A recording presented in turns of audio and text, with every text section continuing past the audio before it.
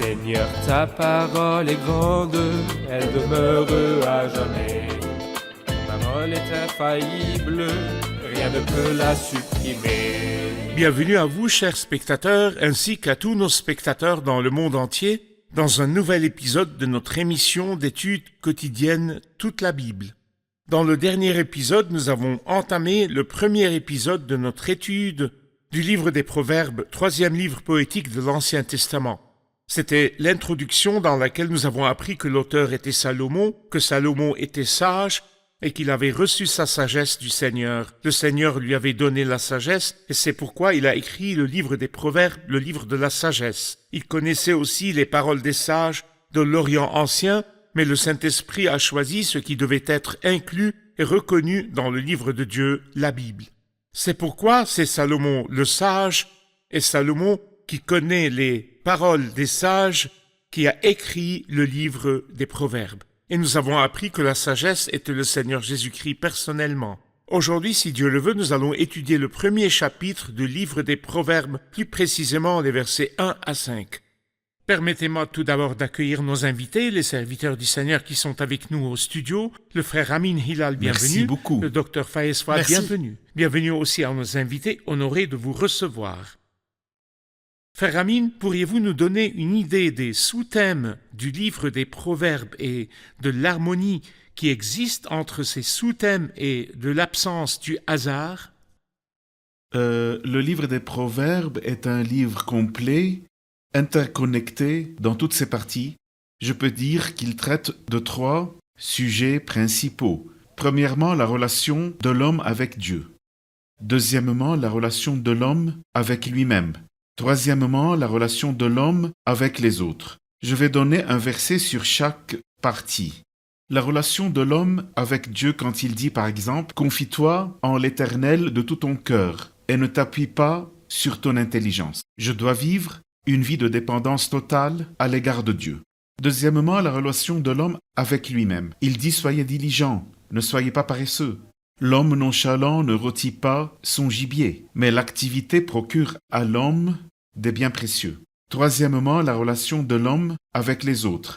Il dit « L'ami aime en toutes circonstances, et dans le malheur il se montre un frère. Donc nous devons faire preuve d'amour et de compassion envers les autres. » Il y a donc une direction tridimensionnelle dans ce livre, vers Dieu, vers les autres et vers moi-même.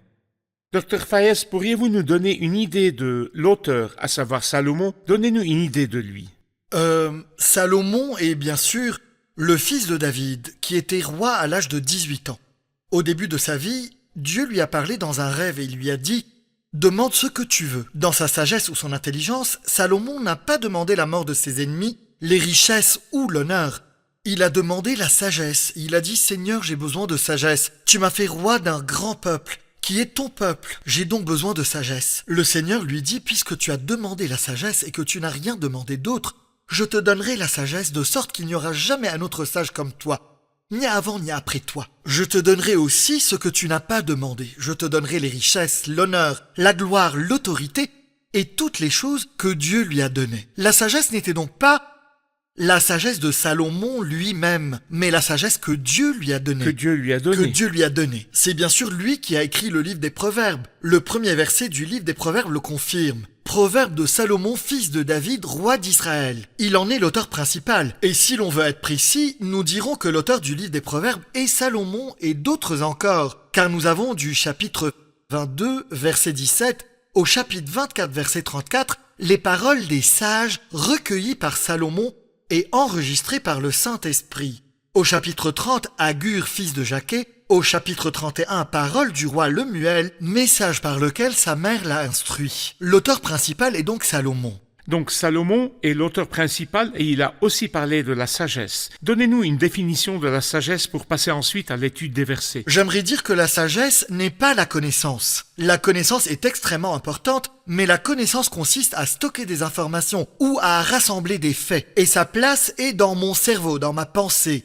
Mais la sagesse, ce n'est pas stocker des informations. Quelqu'un peut avoir beaucoup d'informations et de connaissances et être fou, c'est-à-dire dépourvu de sagesse. La sagesse, ce n'est pas stocker des informations ou rassembler des connaissances. La sagesse consiste à appliquer les connaissances qui me sont parvenues aux situations auxquelles je suis confronté. C'est l'art de vivre, l'art de se comporter dans la vie. J'aimerais illustrer la différence entre la connaissance et la sagesse par un exemple. Je connais 2 personnes qui savaient que Dieu déteste le mal moral. Je sais que Joseph le savait et que David le savait. Non, je pense que David le savait davantage. Parce que Joseph a vécu avant la loi. Il n'a pas reçu de commandement explicite de ne pas commettre d'adultère. Il avait la connaissance que son père lui avait transmise sur son grand-père. Mon fils, quand ton grand-père était à Guérard, il a fait une erreur. Quand Abraham a fait une erreur et a dit que Sarah était sa sœur, et qu'Abimelech l'a enlevé, Dieu lui dit « Attention, que vas-tu faire ?» Il répondit « C'est avec un cœur intègre et des mains innocentes que j'ai agi. » Dieu dit « C'est pourquoi je t'ai moi-même empêché de pécher contre moi. » Joseph a donc appris que si un homme prenait la femme d'un autre, ce serait un péché contre Dieu lui-même. L'information est parvenue à Joseph. Et lorsqu'il a été confronté à une situation où il a utilisé cette connaissance avec sagesse. Il a été sage. Il a dit « Comment pourrais-je commettre un aussi grand mal ?» comme son grand-père lui avait dit « Et pécher contre Dieu. » Merveilleux. La connaissance l'a amené à se comporter avec sagesse. Donc, la définition de la sagesse en une phrase est la suivante. La sagesse n'est pas l'accumulation d'informations ou de connaissances, mais la manière de faire bon usage de ces connaissances de la bonne manière et au bon moment. Exact. Je vais lire quelques versets de 1 à 5, faire une pause, puis prendre une question du public. Chapitre 1. Proverbe de Salomon, fils de David, roi d'Israël. Pour connaître la sagesse et l'instruction, pour comprendre les paroles de l'intelligence, pour recevoir des leçons de bon sens, de justice, d'équité et de droiture, pour donner du discernement à ceux qui manquent d'expérience, de la connaissance et de la réflexion aux jeunes. Que le sage écoute et il augmentera son savoir. Celui qui est intelligent gagnera en habileté. Nous allons faire une pause puis prendre une question du public. Chers spectateurs, je vous retrouve après la pause. Ne quittez pas. Aussi nombreuses que soient les définitions, aussi harmonieuses que soient les paroles, la sagesse sera toujours le Christ. La sagesse est la capacité d'utiliser ses connaissances de la bonne manière. En connaissant le Christ, vous serez un homme sage, pas un fou. Oui, les sages la recherchent encore. Vous n'êtes peut-être pas un génie, mais quand vous accepterez Christ et que vous le connaîtrez, vous posséderez alors la sagesse. Pour connaître la sagesse, vous devez connaître le Christ.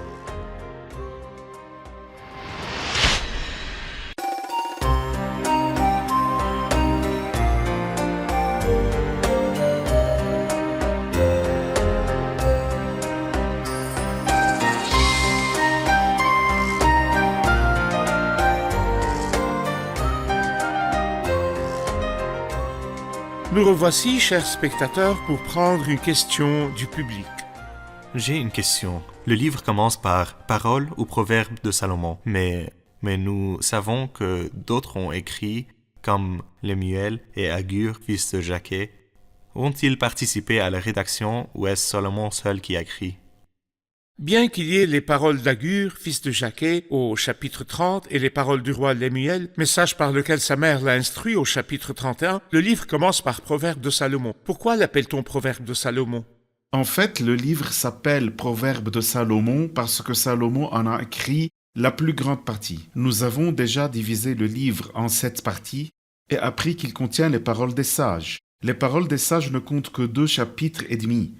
La fin du chapitre 22, tout le chapitre 23 et tout le chapitre 24. Donc 2 chapitres et demi pour les paroles des sages et un chapitre qui est Proverbe 30 pour les paroles du fils de Jacquet, Agur. Et un chapitre 31 pour les paroles du roi Lemuel par lequel sa mère l'a instruit. Cela ne fait donc que 4 chapitres et demi de paroles en dehors de Salomon données par le Saint-Esprit. Salomon a écrit 27 chapitres et demi. Et les autres ont écrit 4 chapitres et demi, soit un total de 31 chapitres. C'est pourquoi nous disons que le livre des Proverbes a été écrit par Salomon et d'autres, mais l'auteur principal est Salomon. Je peux dire que tout le livre est marqué par Salomon le véritable auteur. En effet, Salomon a écrit la plupart des pensées et des proverbes du livre. Tout à fait. Exactement comme quand on a dit les psaumes de David. Bien que David Il ne n'en est soit pas pas le seul l'auteur de auteur. tous les psaumes, il y en a d'autres qui ont écrit des psaumes, mais parce qu'il est l'auteur principal du livre des psaumes. Très bien. Docteur Fayez, pourriez-vous nous expliquer Proverbe de Salomon, fils de David, roi d'Israël, pour connaître la sagesse et l'instruction. Vous avez mentionné tout à l'heure les concepts de connaissance et de sagesse, et vous avez dit qu'il ne s'agit pas seulement de la connaissance, mais de faire bon usage de la connaissance. Que signifie le mot instruction au verset 1? Je peux dire que l'instruction est la correction, l'éducation, la formation. Pas la littérature, la rhétorique et la Non, poésie. la correction. Même au chapitre 3, il dit « Mon fils, ne méprise pas la correction de l'Éternel ». C'est une partie très importante de Proverbe 3 que l'apôtre Paul a cité dans Hébreux 12. Le mot instruction signifie discipline, formation, réparation, correction. Le mot correction met les gens mal à l'aise parce qu'il évoque dans leur esprit l'idée de punition. Oui. Je vais te corriger signifie je vais te punir. Et les gens pensent que Dieu attend que nous fassions une erreur afin que, dès que nous en fassions une, il nous punisse.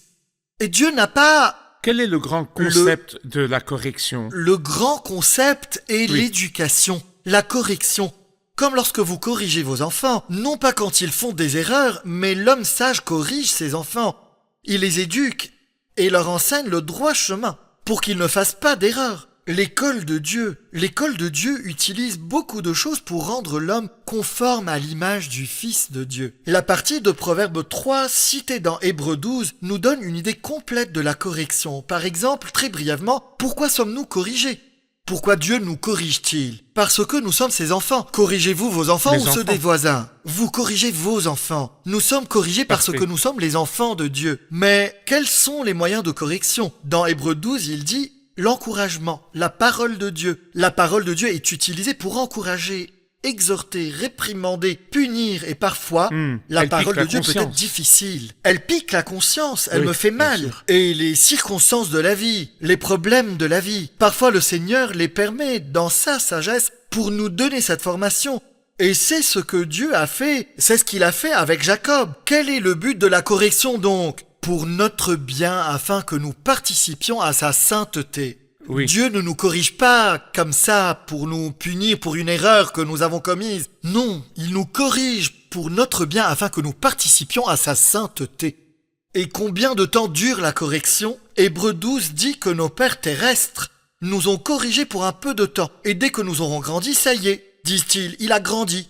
Je n'ai plus d'autorité sur lui. Mais la durée de la correction continue, la correction de Tant Dieu. que nous sommes Elle en vie. continue tant que nous sommes en vie et elle ne s'arrête jamais. Il est bon que vous ayez souligné que la correction n'est pas seulement une punition, mais elle consiste à former, réparer, réprimander et à encourager. Cela fait partie du système éducatif en général. Non Et pas c'est le parce rôle que de nous Dieu à avons notre fait une égard. erreur, mais pour que Pour nous que ne nous fassions pas d'erreur. Parfait, parfait. Frère Amine, pourriez-vous nous expliquer, s'il vous plaît, les autres termes lorsqu'il dit au verset 2 « Pour comprendre les paroles de l'intelligence, pour recevoir des leçons de bon sens, de justice, d'équité et de droiture ». Que signifie l'intelligence ici? L'intelligence pour comprendre les paroles de l'intelligence. Donc, Dieu attend de nous que nous ayons de l'intelligence pour comprendre ses paroles et comprendre ses grandes et précieuses sagesses. Pour recevoir des leçons de bon sens, de justice, d'équité et de droiture. Des leçons de bon sens signifient que nous devons apprendre des nombreuses expériences que nous vivons tout au long de notre La vie. connaissance expérientielle. La connaissance expérientielle, par les expériences tout au long de la vie. La justice dans le sens de droiture. Bon, avant de passer à la justice, on entend souvent quelqu'un dire « j'ai vécu une expérience qui m'a enseigné une leçon que je n'oublierai jamais ». Que diriez-vous aux croyants que Dieu met parfois à l'épreuve et qui, d'une épreuve à l'autre, oublient ce qui leur est arrivé et refont malheureusement la même erreur? Comment pouvons-nous profiter des expériences et des circonstances de la vie? Nous devons apprendre des expériences de la vie. Nous traversons des épreuves, des souffrances et des difficultés. Pourquoi Dieu permet-il ces souffrances et ces difficultés? Pour que nous apprenions, pour que nous participions à sa sainteté et pour approcher de lui. Comme exemple, nous pouvons prendre Job. Il avait une sorte d'auto-justification, mais après avoir enduré de nombreuses souffrances, Il a dit « Je me condamne et je reconnais mes torts sur la poussière. Grâce à mon expérience, j'ai appris à connaître le Seigneur de plus en plus. Mon oreille avait entendu parler de toi, mais maintenant mon œil t'a vu. Je peux donc dire que les expériences de la vie sont une école où l'on apprend beaucoup de choses. Nous apprenons notre médiocrité. Nous ne mettons pas notre confiance en nous-mêmes. Nous apprenons la bonté, la sagesse et le grand amour de Dieu. Parfait. Vous deviez nous parler de justice, mais qu'est-ce que la justice? La justice signifie l'intégrité. La sagesse que nous apprenons, les paroles de Dieu qui habitent nos cœurs, nous incitent à nous comporter d'une manière qui glorifie notre Dieu. Très bien. Docteur Fayez, pourriez-vous nous parler de l'équité et de la droiture au verset 3? Que signifie l'équité et la droiture? L'équité et la droiture sont très proches l'une de l'autre. Comment pouvons-nous les distinguer et quelle est la définition de la droiture? L'équité consiste à porter un jugement juste, à montrer les choses telles qu'elles sont. Nous savons qui est Dieu, qui est l'homme, qui est Satan et qui est le monde. Un jugement juste. Chaque chose est appelée par son Tout nom. prend son juste nom et sa juste place. C'est pourquoi le Christ est la vérité, le Saint-Esprit est la vérité, la parole de Dieu est la vérité, parce que le Saint-Esprit nous conduit à connaître les choses vraies. Le Christ est le modèle pour connaître tout ce qui est vrai, et la parole de Dieu proclame ce qui est vrai. La vérité, c'est que nous connaissions tout ce qui est vrai. C'est-à-dire, si quelqu'un n'appelle pas les choses par leur nom, il appelle un pot de vin un cadeau. Il appelle la tricherie de l'habileté. Et il appelle, par exemple, l'orgueil faire ses preuves. Comment pouvons-nous ramener toutes choses à leur racine, à leur vrai nom? En les jugeant à la lumière de la parole de Dieu. La parole de Dieu est le miroir qui révèle toute chose telle qu'elle est, dans la juste lumière. La parole de Dieu est la lumière. Ta parole est une lampe à mes pieds et une lumière sur mon sentier. La parole de Dieu est le projecteur qui révèle toute chose et montre toute chose telle qu'elle est. Nous mesurons tout à la lumière du comportement du Christ en tant qu'homme.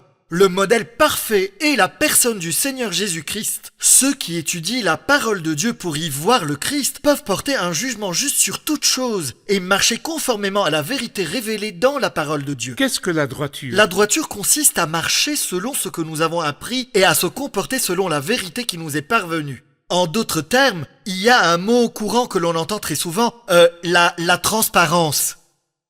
La droiture consiste à marcher tout droit, sans tourner autour du pot. Que pensez-vous du fait qu'Abraham ait appelé Sarah sa sœur? Il n'était pas droit. C'est vrai. Il était sournois. Mais la droiture signifie que votre parole soit oui pour oui, non pour non. Dans Proverbe 10, il y a un beau verset qui dit « Celui qui marche dans l'intégrité marche en sécurité. Parfait. » Pourquoi cacher mes vérités? Je marche dans l'intégrité. Je rentre chez moi et ma femme me demande « Où étais-tu » Je réponds « J'étais ici, j'étais là. » Parce que je ne faisais rien de mal. Mais si j'ai fait quelque chose de mal, je dois mentir pour cacher le mal que j'ai fait. Mais si je marche dans la vérité, dans la droiture, je dirai tout, je n'aurai rien à craindre. La femme qui souffrait d'hémorragie est venue au Seigneur et lui a dit toute la vérité. C'est pourquoi elle était qualifiée pour que le Seigneur lui tende la main et lui fasse le miracle. Nous allons faire une pause puis prendre une question du public. Chers spectateurs, je vous retrouve après la pause. Ne quittez pas.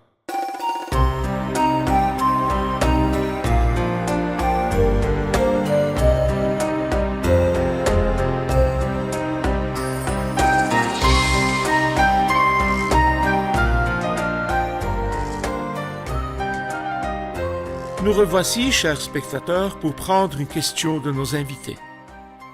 Verset 4. Pour donner du discernement à ceux qui manquent d'expérience, de la connaissance et de la réflexion aux jeunes. L'intelligence est-elle la sagesse ou y a-t-il une différence? Frère Amine, dans ce verset, l'intelligence est-elle la sagesse ou la connaissance? Ou s'agit-il de synonymes du même mot? La sagesse, telle que nous la comprenons, c'est le bon usage de la connaissance. J'ai acquis la connaissance à partir de bonnes sources et je l'utiliserai de la bonne manière au bon moment. L'intelligence signifie ici la perspicacité, que la personne soit perspicace. Il dit pour donner du discernement à ceux qui manquent d'expérience, de la connaissance et de la réflexion aux jeunes. La sagesse donne à l'homme la perspicacité qui lui permet de découvrir les intentions des autres et le Seigneur nous dit « Soyez donc prudents comme les serpents et purs comme les colombes. » Le serpent a de la sagesse. Lorsqu'il voit le mal, il s'en éloigne. Il nous dit que nous devons avoir la perspicacité, la compréhension et l'intelligence afin de nous éloigner du mal des autres, pour donner de la connaissance aux jeunes. quand nous puisons la connaissance aux bonnes sources, à savoir la parole de Dieu. Les paroles des hommes sont remplies de tromperies et de tricheries, mais la parole de Dieu est vivante et efficace et vraie à 100%. Elle donne de la connaissance et de la réflexion aux jeunes. Quelqu'un qui se comporte avec sagesse, il prend bien soin de lui-même. Il fait de bons choix. Il fait de bons choix et il prend bien soin de lui-même et des autres. Docteur Fayez, il y a deux mots proches l'un de l'autre, et les mots s'adressent ici aux jeunes lorsqu'il dit « pour donner du discernement à ceux qui manquent d'expérience, de la connaissance et de la réflexion aux jeunes ». Le mot « jeune » et le mot « connaissance » sont les deux choses qui caractérisent le plus notre époque moderne. Notre époque moderne est l'époque des jeunes et l'époque de la disponibilité des informations. Oui. Permettez-moi de vous donner un exemple. Les jeunes sont connectés au cercle d'informations qui leur est accessible 24 heures sur 24. Téléphone portable en main, ils se connectent à Internet, ils se connectent à Facebook, ils se connectent aux sources d'informations. Les jeunes, les personnes plus âgées, peut-être un peu moins. Il dit ici que les jeunes peuvent accéder à la connaissance. Comment conseiller aux jeunes d'accéder à de bonnes sources de connaissances alors qu'il y en a d'autres qui peuvent être nocives? Je vais poser deux questions. Où trouver la connaissance et quel type de connaissance? Je peux vous dire que, par exemple, je m'y connais très bien en musique. C'est une bonne chose. Que je m'y connais en foot et que je m'y connais en politique. Je peux vous parler des problèmes de la Première et de la Seconde Guerre mondiale, mais en fin de compte, les connaissances pour lesquelles j'ai perdu tant de temps me seront-elles utiles? Auront-elles des conséquences éternelles? Me conduiront-elles au Utile à peu ciel? de choses. Utile à peu de choses. Ainsi, la connaissance, nous parlons de la connaissance utile, qui façonne ma vie, qui me rend conforme à l'image du Seigneur Jésus-Christ. C'est-à-dire la connaissance de la parole de Dieu. Et pas seulement la connaissance de la parole de Dieu, mais la connaissance expérientielle de la personne du Seigneur Jésus-Christ. Je dois donc connaître la Bible, je dois appliquer la Bible à ma vie, et je dois demander chaque fois que je vois le Christ en tant qu'être humain marchant dans ce monde, Seigneur, suis-je en train de copier tes réactions et de les appliquer aux situations auxquelles je suis confronté? Quand je suis méprisé, quand je suis lésé, quand je suis insulté, quand je suis maltraité, est-ce que j'imite le modèle du Christ et j'apprends de lui son humilité et sa douceur afin d'être conforme à son image jour après jour? Telle est la connaissance expérientielle par laquelle, quand je suis dans une situation difficile, je trouve le Seigneur à mes côtés pour m'encourager et me réconforter. Lorsque j'ai des difficultés financières, il pourvoit à mes besoins. Il reste fidèle aux promesses qu'il m'a faites dans toutes les circonstances de ma vie.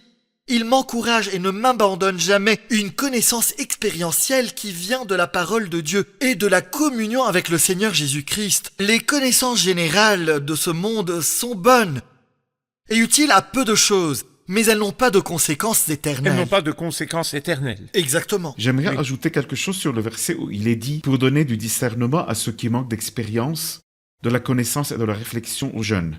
Pour donner à ceux qui manquent d'expérience. Il est bon de savoir que je n'ai pas la bonne connaissance. Je suis ignorant et je me tourne vers la parole. Et je me tourne vers le Seigneur. Dans Proverbe 30, les paroles d'Agur, fils de Jaquet. Cet homme était sage, mais lorsqu'il se décrit, il dit « Certes, je suis idiot plus que tout autre, et je n'ai pas l'intelligence d'un homme. Je n'ai pas appris la sagesse et je n'ai pas la connaissance du Saint. Et bien qu'il ait posé de merveilleuses questions, qui est monté au ciel et qui en est descendu, qui a rassemblé le vent dans le creux de ses mains. Mais malgré ces questions très profondes, Agur était conscient de son idiotie, il était conscient de sa folie. Tant que je sens que je sais tout, je n'apprendrai jamais. Mais quand je me sens pauvre et que je suis ignorant, je me tournerai vers la parole et j'y puiserai la bonne information. C'est Parfait. pourquoi la sagesse dans Proverbe 1, Proverbe 3 et Proverbe 8 recherche les ignorants. Elle dit « Jusqu'à quand, vous qui manquez d'expérience, aimerez-vous la naïveté ?» Elle recherche les ignorants pour leur enseigner la sagesse. Mais à ceux qui se croient sages, c'est bon, vous n'avez plus besoin de moi. Voici donc le livre de la sagesse, et j'aimerais dire à nos chers spectateurs, si vous nous suivez dans l'étude de ce livre, tout au long des 31 épisodes, nous aurons parlé de ce qu'est la sagesse, de qui est la sagesse, comment tirer profit de ces paroles, et comment nos vies peuvent être conformes à l'image du Seigneur Jésus-Christ, la sagesse incarnée. Rejoignez-nous donc dans nos prochaines études. Nous sommes arrivés à la fin de l'épisode, passons aux commentaires des invités. Qu'avez-vous appris de l'épisode d'aujourd'hui? J'ai appris la définition de la sagesse, qu'il ne s'agit pas de stocker des informations, bien que ce soit une bonne chose, mais la meilleure chose à faire serait de mettre en pratique ce que nous aurons appris. Que devrais-je dire? Comment le dire? Quand le dire? Parfait.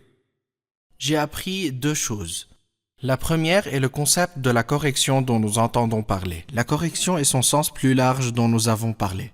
La seconde est l'idée selon laquelle la sagesse donne de la connaissance et de la réflexion aux jeunes. Notre génération recherche la connaissance et toujours plus de connaissances. Donc le livre des Proverbes nous donne comme une belle introduction. Si vous voulez savoir, si vous voulez comprendre, si vous voulez grandir dans la connaissance et le savoir, venez lire ce livre. Venez découvrir et lire la Bible. Parfait. Les paroles de l'intelligence, c'est apprendre la connaissance expérientielle à partir d'expériences de vie ou d'autres choses que nous vivons. Très bien. Si j'ai des difficultés dans mes relations et que je ne peux pas les régler, seul le livre des Proverbes peut régler ma relation avec Dieu. Comme nous l'avons vu dans de nombreux versets, tels que « Confie-toi en l'Éternel de tout ton cœur et ne t'appuie pas sur ton intelligence », et ma relation avec les autres, l'ami aime en toutes circonstances, ainsi que ma relation avec moi-même, ne t'appuie pas sur ton intelligence. Parfait. Je vous remercie. Que Dieu vous bénisse. Merci, serviteur du Seigneur. Nous poursuivrons notre étude Que dans Dieu le vous prochain bénisse. épisode. Amen.